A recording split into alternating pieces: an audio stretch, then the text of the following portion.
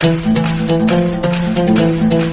हिंद दोस्तों, मेरा नाम है वेदश्री त्रिवेदी और इस समय हम लोग पढ़ रहे हैं कॉर्पोरेट अकाउंटिंग। ये सब्जेक्ट बीकॉम सेकंड सेमेस्टर के स्टूडेंट्स जिनका ऑब्जेक्टिव पेपर होने वाला है और बीकॉम थर्ड ईयर के स्टूडेंट्स जिनका डिस्क्रिप्टिव पेपर होगा और आने वाली प्रतियोगी परीक्षाएं जैसे कॉमर्स, टीजीटी, पीजीटी या एनटीए नेट जैसे एग्जाम्स के लिए भी ये सब्जेक्ट हमारा बहुत ही महत्वपूर्ण होता है।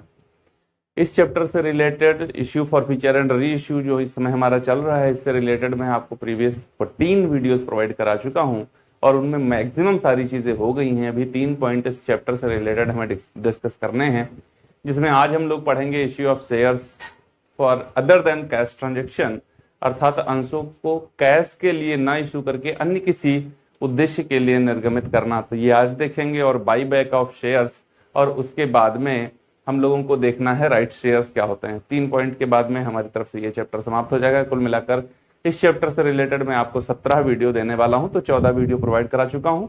प्लेलिस्ट का लिंक डिस्क्रिप्शन बॉक्स में दिया हुआ है, अगर आप आवश्यक समझें तो उसको बाद में जाकर के देख सकते हैं। आज का वीडियो आपका बहुत ही इंपॉर्टेंट होने वाला है, खास तौर पर जब आप ऑब्जेक्टिव पेपर्स की तैयारी कर रहे हैं।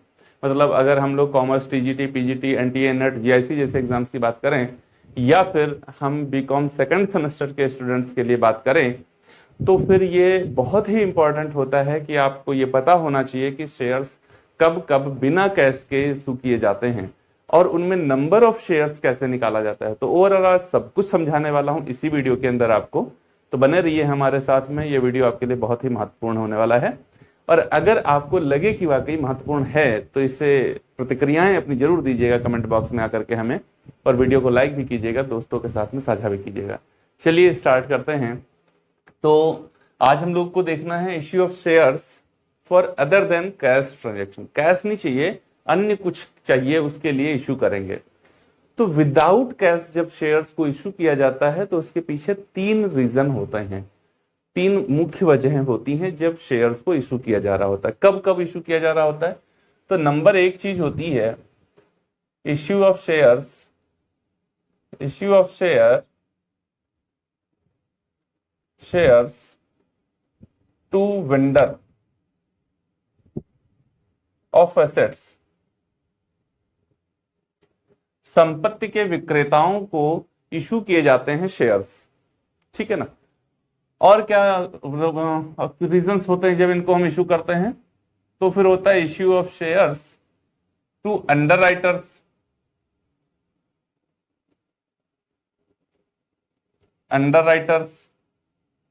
issue of shares to promoters,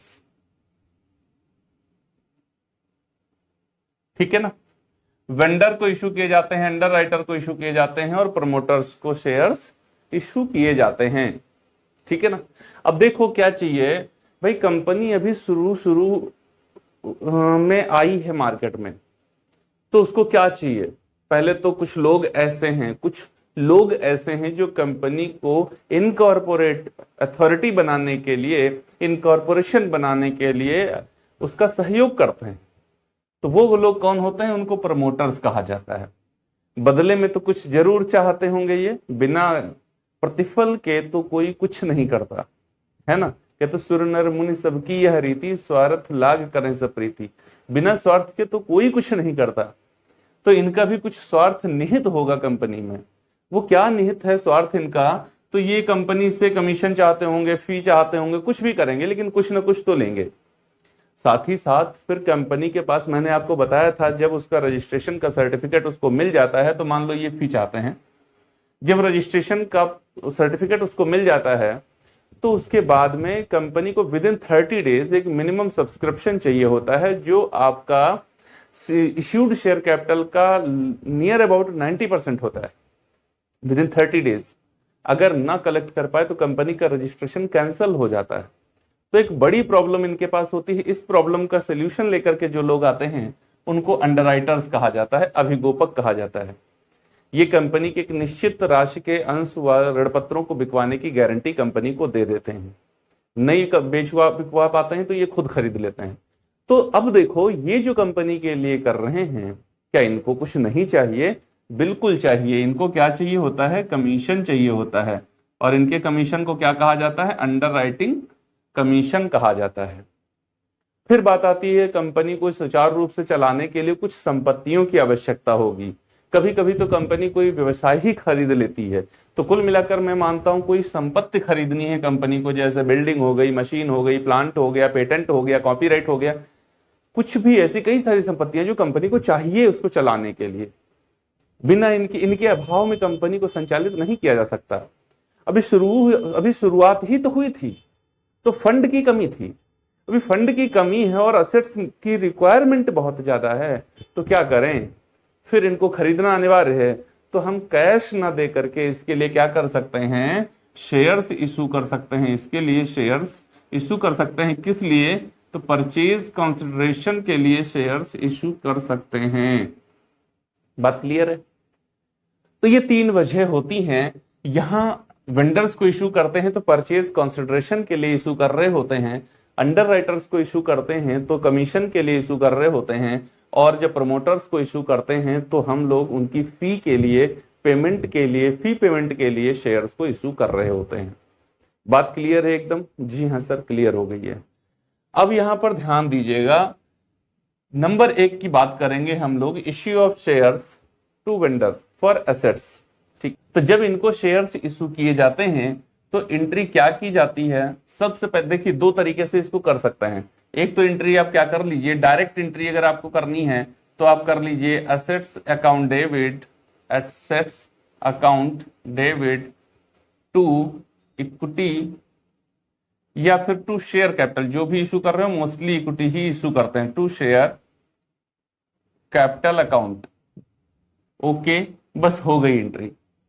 ठीक है ना, एकदम सिंपल सी बता रहे हैं। अभी चीजें बदलेंगी, है ना। या फिर दूसरे तरीके से, अब देखो इसमें वेंडर नहीं आया कहीं, तो फिर दूसरे तरीके से एंट्री कैसे कर सकते हैं। सबसे पहले क्या हो गया, हमने एसेट्स खरीदी तो एंट्री कर ली assets account debit to vendors account, ये एंट्री कर ली। और फिर उसके बाद में vendors account debit to share capital account, ऐसे ये एंट्री कर लीजिए। ठीक, तो अगर ये एंट्री कर रहे हैं, ये वाली एंट्री कर रहे हैं, तो देखो हम सिंपल सी एक एंट्री करेंगे। इसमें क्या करेंगे, वेंडर को हटा देंगे। देखो यहां क्या हुआ, वेंडर क्रेडिट हुआ है और यहां वेंडर डेबिट हुआ है। तो हमने क्या किया, वेंडर को हटा दिया एकदम, क्योंकि एक जगह वो डेबिट था, एक जगह सेम अमाउंट से क्रेडिट था, तो वेंडर को हटा दिया। Assets account debit to share capital account direct ले लिया। या अगर आप दिखाना ही चाहते हैं तो फिर प्रॉपर वे ये है कि आप ऐसे एंट्री करें, assets account debit to vendors और vendors account debit to share capital. बात क्लियर हो गई। तो ये तो सिंपल सी एंट्री हो गई है। अभी जो एसेट्स के लिए शेयर्स इशू किए जा रहे हैं, ये 2 तरीके से इशू किए जा सकते हैं। कौन कौन से तरीके हैं, वैसे मोस्टली आपको एग्जाम में कभी कभी तो डिस्काउंट पर भी इशू पूछ लेगा, है ना। लेकिन मुख्य रूप से जब हम लोग एसेट्स के लिए शेयर्स इशू कर रहे हैं तो इनको स्वेट इक्विटी नहीं दे सकते, तो डिस्काउंट पर नहीं दे सकते, पार पर दे सकते हैं और प्रीमियम पर दे सकते हैं।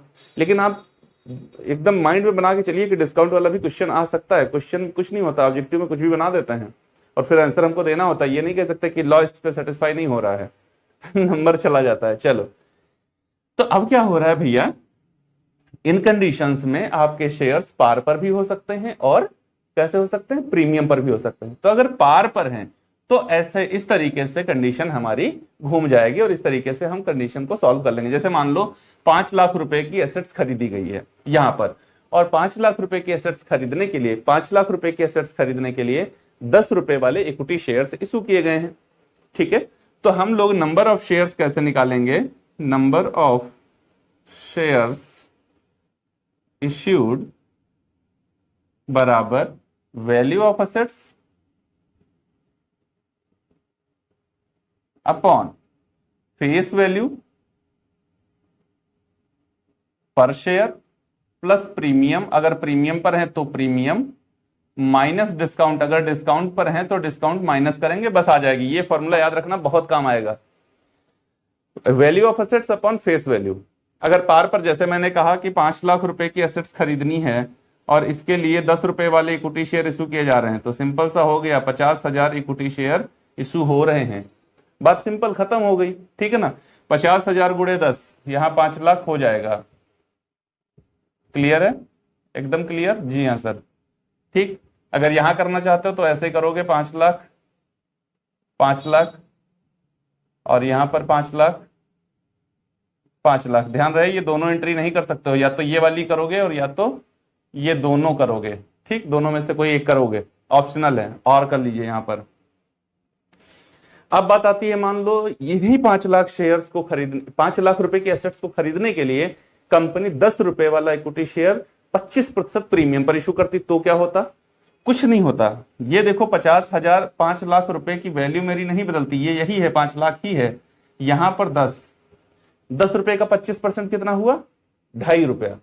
तो जब 10 रुपया प्लस 2.5 रुपया हम लोग ऐड करेंगे तो ये कितना हो जाएगा? 12.5 हो जाएगा। अब हम लोग क्या कर रहे हैं, 5 लाख डिवाइडेड बाई 12.5, ये दशमलव हटा दिया, ये जीरो बढ़ा दिया, 25 पंचे 125 और 25 दूना 50, ठीक है ना, बचे 0, 5, फिर 5 से इसको काट दीजिए, 5 को 20, 40,000। अब कितना शेयर इशू होगा? 40,000 शेयर इशू होगा। बात क्लियर है ना? कितना शेयर इशू होगा? 40,000 शेयर इशू होगा।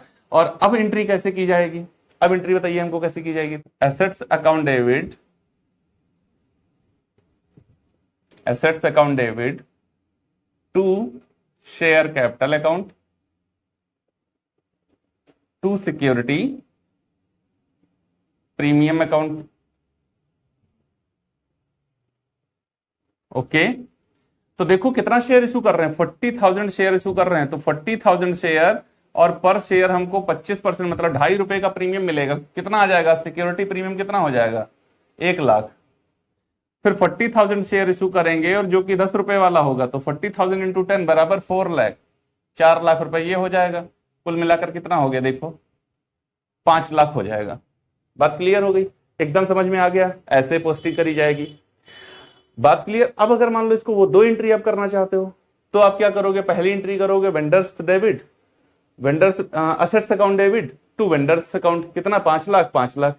फिर क्या करोगे? Vendors debit to share capital account to security premium account, बस 4 लाख, 1 लाख, कुल मिलाकर वेंडर के सामने 5 लाख हो गई एंट्री। बात क्लियर है एकदम? ठीक ना? अगर मान लो यही शेयर, यही सेम शेयर्स इशू किए जाते 25% डिस्काउंट पर, अब क्या होता? 25% डिस्काउंट पर अगर इशू किया जाता तो यहां देखो 5 लाख, और अब 10 रुपए में से डिस्काउंट क्या करते? माइनस करते, तो कितना बचता? 7.5। अब ये दशमलव यहां से 7.5 का दशमलव हटाते, ये यहां पे बढ़ाते, तो 25 तिया 75 और 25 दूना 50, ठीक है ना? तो यहां हमारा आ जाता ये, इसको हम फिर 2 रुपया प्रीमियम कर लेते हैं, नहीं तो पूरी फिगर ये राइट हमारी एकदम आएगी नहीं। तो 10 रुपए में से 2 रुपए, हम 20% प्रीमियम मान रहे हैं, तो 2 रुपए माइनस कर दो तो कितना बचेगा? ये 8 रुपए पर इशू होगा, है ना? कितने पर? 8 रुपए पर इशू होगा। अब इसको डिवाइड कर लो आप, 8 पंचे कितना होएगा? 8 छंग 48, बचेगा हमारा 2 हो जाएगा 20, 8 दूनी 16, और यहां पर हमारा बचेगा 4, 8 पंचे 40, 62,500 शेयर इशू करने पड़ेंगे। अगर डिस्काउंट पर 20% डिस्काउंट पर शेयर इशू किए जाएं तो 20%, 10 रुपए का 20% हो जाएगा 2 रुपया। अब 10 माइनस 2 बराबर 8 रुपया पर इशू होगा वो शेयर हमारा। तो अब एंट्री कैसे की जाएगी? अब एंट्री करेंगे assets account debit, account debit discount on issue of share account debit to share capital account, ठीक है ना? अभी देखो शेयर कैपिटल में कितना आएगा, तो 62,500 शेयर आप 10 रुपए वाला इशू कर रहे हो, तो 6,25,000 रुपए यहां पर आएगा। कितना आएगा? 6,25,000 रुपए, है ना? और एसेट्स कितने की आप खरीद रहे थे? 5 लाख रुपए की एसेट्स खरीद रहे थे। कितने की? 5 लाख की एसेट्स खरीद रहे थे। तो डिफरेंस कितना बना? जितना 1,25,000 का डिफरेंस बना वो यहां पर आ जाएगा। अब आप कहेंगे 1,25 कैसे आया सर? तो इसको आप ऐसे भी निकाल सकते हैं, 62,500 गुणे 2 रुपए पर शेयर आप डिस्काउंट दे रहे हो, मल्टीप्लाई कर दो, 1,25,000 रुपए, ऐसे आ जाएगा। बात समझ में आई? वैसे ये सिचुएशन लग नहीं सकती है, सेक्शन 53 इस पर रोक लगाता है, लेकिन आप एग्जाम में जब ऑब्जेक्टिव पेपर दे रहे होंगे तो वहां पर ऐसा क्वेश्चन पूछा जा सकता है, पूछा जा सकता है। लॉ को सेटिस्फाई नहीं करेगा, लेकिन कई बार आप देखेंगे क्वेश्चन ऐसे भी पुटअप हो जाते हैं जो लॉ को सेटिस्फाई नहीं करते। जैसे आपसे 1956 की रूलिंग आ जाती है। कई बार आपसे क्वेश्चन पूछा था टेबल ए के अकॉर्डिंग कॉल्स इन एरियर पर कितना इंटरेस्ट है। अब टेबल ए तो है ही नहीं हमारी कंपनी लॉ 2013 में, ये तो 1956 में थी। जो 1956 में टेबल ए थी वो अब 2013 में टेबल एफ हो गई है ना। लेकिन क्वेश्चन वो आता है, तो बात समझ रहे हो ना। तो ऐसा आ सकता है, क्वेश्चन आएगा, ये जरूरी नहीं है। कुल मिलाकर मैंने तीनों सिचुएशन आपको बताई। ये पार पर होगा तो ऐसे शेयर्स निकाले जाएंगे, प्रीमियम पर होगा तो नंबर ऑफ शेयर्स ऐसे निकाले जाएंगे, और अगर डिस्काउंट पर है तो नंबर ऑफ शेयर्स ऐसे निकाल दिए जाएंगे। अभी एक और बड़ी प्रॉब्लम रहती है जब एसेट्स को मुख्य रूप से खरीदा जा रहा होता है। एसेट्स को खरीदते समय एक बात और ध्यान में रखनी होती है, कई बार हम एसेट्स कम मूल्य की खरीद रहे होते हैं और ज्यादा पेमेंट कर रहे होते हैं। कई बार एसेट्स कम मूल्य की खरीद रहे होते हैं और ज्यादा मूल्य पेमेंट कर रहे होते हैं, परचेज कंसिडरेशन ज्यादा दे रहे होते हैं। तो इस सिचुएशन में जो डिफरेंशियल वैल्यू होती है उसको कहां ट्रांसफर किया जाए। इस कंडीशन में जो डिफरेंशियल वैल्यू है उसको कहां ट्रांसफर किया जाए। देखो, नंबर ऑफ शेयर्स पर अगर जाएंगे तो वो सिक्योरिटी प्रीमियम या फिर डिस्काउंट बनेगा। लेकिन अगर डायरेक्ट हमको बोला, जैसे बोला कि 4 लाख रुपए की एसेट्स खरीदी और इसके लिए 5 लाख रुपए के शेयर इशू किए, 4 लाख रुपए की एसेट्स खरीदी और इसके लिए 5 लाख रुपए के शेयर इशू किए, अब 1 लाख रुपए कहां जाएगा। ये 5 लाख रुपए की एसेट्स खरीदी और 4 लाख रुपए के शेयर इशू किए, ठीक ना। ये 4 लाख रुपए का पेमेंट किया गया। अब बताओ ये 1 लाख रुपए का डिफरेंस जो दोनों सिचुएशन में आ रहा है इसको कहां ट्रांसफर किया जाए। तो इसके लिए अब चलते हैं आगे, देखते हैं क्या कंडीशन होती है। वैसे मैं आपको एक बार बता चुका हूं कि हम लोगों को क्या करना होता है, क्वेश्चन में देखना होता है। अगर हमारी देखो बैलेंस शीट होती है ना, बैलेंस शीट तो आपने पढ़ा है। बैलेंस शीट में क्या होता है, लायबिलिटी होती है और एसेट्स होती है, और दोनों का नेचर क्या होता है, दोनों इक्वल होती हैं। Liability equal to assets and assets equal to liability. Okay, बात क्लियर है जी सर, क्लियर हो गई। अब मान लो क्वेश्चन में हमारे लायबिलिटी ज्यादा है और एसेट्स कम है। तो जब एसेट्स कम है तो हमको एसेट्स में क्या करना पड़ेगा, कुछ बढ़ाना पड़ेगा। और जब एसेट्स में हम कुछ बढ़ा रहे होंगे तो उसको हम कहेंगे ये गुडविल है। ऐसे ही करना तो कभी गलत नहीं होगा, कभी डाउट आएगा ही नहीं। अच्छा, अब इसका अपोजिट एक तो ये हो गया, दूसरा क्या है, लायबिलिटी कम है और एसेट्स ऑलरेडी हमारी ज्यादा है। तो एसेट्स ज्यादा है तो लायबिलिटी को बढ़ा करके बराबर करना पड़ेगा ना। तो जब इसको बढ़ा रहे हो तो इसको बढ़ाएं तो इसे हम कैपिटल रिजर्व कहें। इसको क्या कहें, ये कैपिटल रिजर्व हो गया है। तो ये दो बातें हम लोगों को बहुत ज्यादा ध्यान में रखनी है। बात क्लियर है ना, दो बातें हमें बहुत ज्यादा ध्यान में रखनी है। ओके, बात क्लियर। चलिए आगे चलते हैं। देखो अब क्या है, क्वेश्चन ले लेते हैं। मान लो कहा गया क्वेश्चन में कि एक व्यवसाय खरीदा है कंपनी ने, कितने रुपए का, या कोई मशीन खरीदी है, 4 लाख रुपए की मशीन खरीदी है और बदले में 5 लाख रुपए का पेमेंट है। कितना, एक मशीन खरीदी गई 4 लाख रुपए में और पेमेंट किया गया 5 लाख रुपए का। अब बताइए इसमें गुडविल है या कैपिटल रिजर्व है, ये क्वेश्चन है हमारा। तो देखो, assets account debit, assets account debit to bank account, ये तो हो गया ना। एसेट्स हमने खरीदी और क्या किया है, कैश में खरीदी है तो बैंक अकाउंट हो गया। अब यहां पर आप देखो, ये अगर शेयर्स इशू किए हैं आपने, नगद में नहीं, शेयर्स इशू किए हैं, तो to share capital account, shares issue किए, इसके लिए हम लोग तो शेयर्स पढ़ रहे हैं ना। Assets account debit to share capital. अब ये जो शेयर कैपिटल है ये क्या है, एक लायबिलिटी है। क्या है, एक लायबिलिटी है। और जो एसेट्स आपके पास आई है ये तो एक एसेट्स ही है, ये तो आप जानते ही हैं, ये क्या है, एक एसेट्स है ना। एसेट्स कितने की थी, 4 लाख रुपए की एसेट्स थी और बदले में 5 लाख रुपए के शेयर्स इशू किए गए हैं। बदले में क्या किया गया है, 5 लाख रुपए के शेयर्स इशू किए गए हैं। तो लायबिलिटी आपको कितनी दिख रही है, 5 लाख, और एसेट्स कितनी दिख रही है, 4 लाख। तो मेरी एसेट्स क्या है, कम है ना। अब एसेट्स को हमें बढ़ाना पड़ेगा, तो बढ़ा करके क्या करेंगे, साथ में यहां लिख देंगे goodwill account debit. Goodwill account debit कितना, 1 लाख रुपए का। इसका मतलब है वो एसेट्स की खासियत है वो जब आएगी तो हमें लाभ बढ़ा देगी मेरा।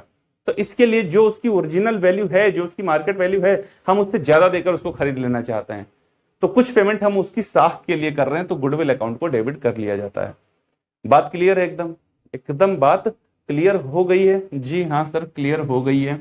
अच्छा, अगर इसका अपोजिट कर दिया जाए, 5 लाख रुपए की एसेट्स खरीदी जाए और 4 लाख रुपए के शेयर्स इशू किए जाए, तो एंट्री क्या होगी, एसेट्स अकाउंट डेबिट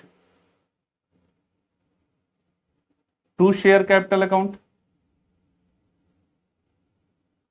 अब यहां एसेट्स कितने की आ रही है, 5 लाख रुपए की आ रही है, और शेयर कितने के इशू किए जा रहे हैं, 4 लाख के इशू किए जा रहे हैं। तो देखो एसेट्स ज्यादा है और ये लायबिलिटी है, हमारी लायबिलिटी कम है। अब लायबिलिटी को बढ़ाना पड़ेगा, कितना, 1 लाख से बढ़ाएंगे तो क्या लिखें इसको, इसको लिखेंगे कैपिटल रिजर्व, 1 लाख रुपए। क्यों कैपिटल रिजर्व लिखेंगे, क्योंकि यहां पर आपको प्रॉफिट हो गया है और ये प्रॉफिट कैसा है, ये कैपिटल नेचर का प्रॉफिट है, तो इसको कैपिटल प्रॉफिट कहेंगे। कैपिटल प्रॉफिट को कहां ट्रांसफर किया जाता है, कैपिटल रिजर्व में ट्रांसफर किया जाता है। तो अब ये डिफरेंशियल वैल्यू हम कहां लेके जाएंगे, कैपिटल रिजर्व में लेके चले जाएंगे। बात क्लियर हो गई एकदम, हाँ जी क्लियर हो गई एकदम, ठीक है ना। इसका मतलब है अब इसको एक समीकरण में बना लीजिए। क्या होता है, जब पेमेंट ज्यादा हो रहा होता है, जब पेमेंट ज्यादा हो रहा होता है और वैल्यू ऑफ एसेट्स कम होती है, जब पेमेंट ज्यादा हो और वैल्यू ऑफ एसेट्स कम हो तो डिफरेंस क्या होता है, गुडविल है, ठीक है ना। Payment minus value of assets बराबर गुडविल, ठीक है ना। और यहां पर क्या हो रहा है, एसेट्स की वैल्यू ज्यादा है और जो वैल्यू ऑफ, यहां पर क्या हो रहा है भैया, जो पेमेंट हो रहा है वो कम है और वैल्यू ऑफ एसेट्स ज्यादा है। तो यहां ये फॉर्मूला बन जाएगा, value of assets minus payment बराबर कैपिटल रिजर्व, ठीक है ना। अगर एसेट्स की वैल्यू ज्यादा है और पेमेंट कम किया जा रहा है तो कैपिटल रिजर्व है, और अगर पेमेंट ज्यादा है वैल्यू ऑफ एसेट्स कम है तो डिफरेंस जो है वो गुडविल है। ये इस तरीके से घुमा घुमा के क्वेश्चन पूछेगा। तो देखिए जब नंबर ऑफ शेयर्स निकलवा रहा होगा तब गुडविल कैपिटल रिजर्व मत लेके आइएगा, तो डिस्काउंट और सिक्योरिटी प्रीमियम चलेगा। लेकिन जब डायरेक्ट दोनों की वैल्यू दे दी जाएगी तो उस कंडीशन में क्या होगा, गुडविल और शेयर रिजर्व कैपिटल रिजर्व चल के आएगा उसके साथ में। बात क्लियर हो गई है, एकदम क्लियर हो गई है। जी हाँ सर क्लियर हो गई है। तो हम लोग जब वेंडर्स को शेयर्स इशू कर रहे होते हैं तो ये सारी कंडीशंस वहां पर अप्लाई होती हैं। अब देखते हैं अगर अंडर राइटर्स को शेयर्स इशू कर रहे हैं या प्रमोटर्स को शेयर्स इशू कर रहे हैं तो उसके लिए क्या एंट्री की जाती है। अब बात आती है अगर अंडर राइटर्स को शेयर्स इशू किए जाते हैं, अंडर राइटर्स, देखिए जब अंडर राइटर्स को शेयर्स इशू किए जाते हैं तो एंट्री क्या की जाएगी, सिंपल सी बात है, इसमें कोई ज्यादा दिमाग लगाने की जरूरत नहीं है। यहां under writers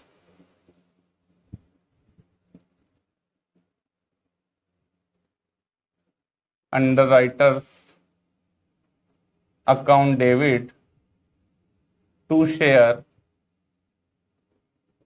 capital account, simple सी ये एंट्री की जाती है। हाँ अगर प्रीमियम पर इशू किए जा रहे हैं तो टू सिक्योरिटी प्रीमियम अकाउंट हो जाएगा, डिस्काउंट पर इशू किए जा रहे हैं तो ऊपर डिस्काउंट हो जाएगा। वैसे डिस्काउंट पर किए नहीं जा सकते, बात खत्म, बट क्वेश्चन हो सकता है। तो सॉल्व करने का तरीका जो वहां पर आपको बता के आया हूं वही रहेगा, उसमें कोई चेंज आएगा नहीं। तो सिंपल सी एंट्री की जाती है अंडर राइटर्स का account debit to share capital account. हाँ अंडर राइटर्स के संबंध में एक दो बातें बहुत ज्यादा याद रखिएगा। अंडर राइटर्स को अगर शेयर पर पूछा जाए मैक्सिमम, अंडर राइटर्स को शेयर्स पर मैक्सिमम कितना डिस्काउंट रेट दिया जा, कितना कमीशन दिया जा सकता है, तो वो 5% का है। यही डिस्काउंट अगर डिबेंचर्स पर पूछा जाए तो 2.5% का है, और अगर टोटल पूछा जाए तो 7.5% का है, ठीक है ना। बात क्लियर। ये 3 क्वेश्चन बहुत पूछे जाते हैं। शेयर्स के इश्यू करने पर अंडर राइटर्स को कितना कमीशन दिया जा सकता है, तो शेयर्स का जो इश्यू प्राइस है उसका 5%, डिबेंचर्स पर 2.5% और ओवरऑल 7.5% का कमीशन इनको दिया जा सकता है। एंट्री होती है underwriters account debit to share capital account. Okay बात क्लियर है। हाँ अगर इसको और घुमाना चाहते हो, थोड़ा बड़ा करना चाहते हो तो आप ऐसे कर सकते हो, और कर लीजिए। आप क्या कर सकते हो, देखो कमीशन एक खर्चा है, तो आप क्या कर सकते हैं, underwriters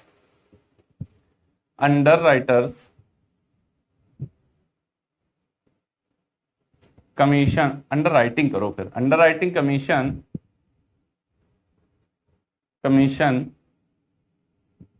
account debit to underwriters account, ऐसे कर लो। और फिर उसके बाद में under writers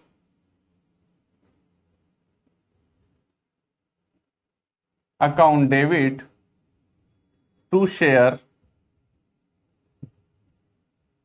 capital account. Okay आप ऐसे कर सकते हैं। तो देखिए यहां पर क्या हो रहा है, underwriting commission account debit to underwriters, यहां पर आ गए, फिर underwriters account debit to share capital account. Okay तो इन दोनों को आप हटा करके ये सिंपल सी एंट्री कर सकते हैं। तो यहां पर आप करेंगे under writing commission account debit, under writing commission account debit, ठीक है ना, ये एंट्री आप कर सकते हैं। तो अगर अंडर राइटिंग कमीशन के लिए शेयर्स इशू कर रहे हैं तो फिर ऐसे एंट्री कर सकते हैं। बात क्लियर है? ठीक है। अमाउंट फिलिंग करने का तरीका बिल्कुल वही रहेगा जो मैं आपको issue of shares for vendors को हम बता के आए हैं। अगर वेंडर्स के लिए शेयर इशू किए जा रहे हैं एसेट्स खरीदने के लिए तो वही वाली कंडीशन यहां पर लागू होती है।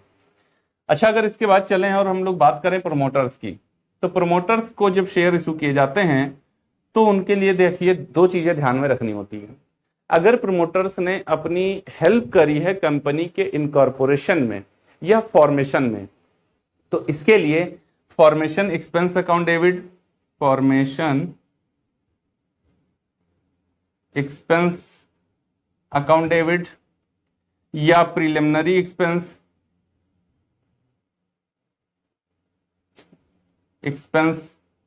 अकाउंट डेबिट या फिर incorporation expense account debit, okay, इन तीनों में से किसी को भी आप डेबिट कर सकते हैं टू शेयर कैपिटल अकाउंट, ठीक है ना। लेकिन इन तीनों में से किसी एक को, सबको नहीं, लेकिन अगर प्रमोटर्स ने टेक्निकल नॉलेज दी है, प्रमोटर्स ने टेक्निकल नॉलेज दी है, इंजीनियरिंग नॉलेज दी है, मैनेजरियल स्किल प्रोवाइड करी है, technical knowledge, know how, engineering knowledge, ठीक है ना, अपनी हेल्प करी है, स्किल्स दी हैं या फिर मैनेजरियल स्किल्स दी हैं, तो फिर उनके लिए क्या की जाएगी एंट्री। तो इन तीन की जगह फिर क्या किया जाएगा, एक ही बात आएगी और उसको हम लोग कहेंगे goodwill account debit, goodwill account debit to share capital account, तब ये एंट्री की जाएगी। बात क्लियर? अमाउंट फिल करने का तरीका बिल्कुल वही रहता है जो उधर बता के आया हूं एसेट्स को खरीदने के लिए। तो उम्मीद है आपको issue of shares for other than cash transaction समझ में आ गया होगा। तीन कंडीशन होती हैं जब शेयर्स को इशू किया जाता है बिना कैश ट्रांजेक्शन के, बिना कैश के प्रतिफल के। पहली चीज होती है वेंडर से एसेट्स खरीदी जा रही हो तो शेयर्स को इशू कर सकते हैं, अंडर राइटर्स को कमीशन देना हो तो शेयर्स इशू कर सकते हैं, और प्रमोटर्स को उनका पारितोषिक देना हो तो इसके लिए शेयर्स का इशू किया जा सकता है। उम्मीद है अच्छी तरीके भली भांति से आपको ये चीजें समझ में आ गई होंगी। अगर वीडियो अच्छा लगा है तो लाइक भी कीजिएगा और अपने दोस्तों के साथ में साझा भी कीजिएगा। कैसा लगा है आपको यह यहाँ पर बताई गई चीजें आपको कैसे समझ में आई हैं, अपनी प्रतिक्रियाएं कमेंट बॉक्स में आकर हमको जरूर दीजिएगा। मिलते हैं अपने अगले वीडियो में और वहां देखेंगे हम लोग कि राइट शेयर क्या होता है, अर्थात वैल्यू ऑफ राइट शेयर कैसे कैलकुलेट की जाती है। तब तक के लिए जय हिंद दोस्तों।